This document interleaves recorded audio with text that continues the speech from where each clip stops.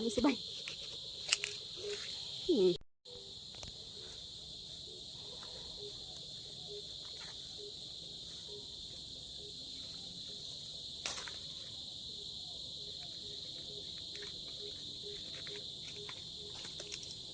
Saktuhan ra.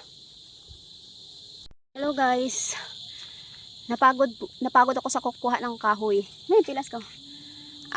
Ito na po yung mga kahoy ko. Ayan na po. Tapos yung kinuha namin kanina na ito po. Tawag po dito sa amin ay banawak. Banawak po ito na process. Kinakain po ito ng mga ibon. Prutas ng mga ibon. Pero kinakain din po namin.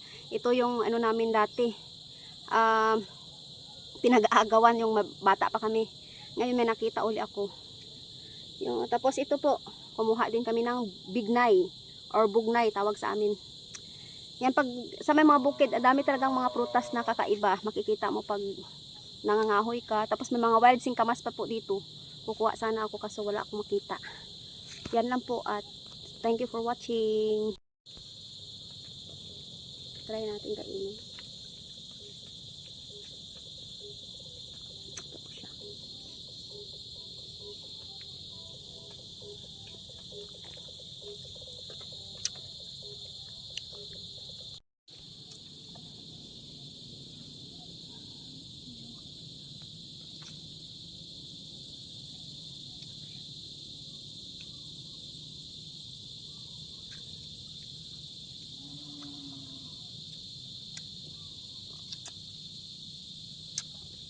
Kamu ya kak Minang.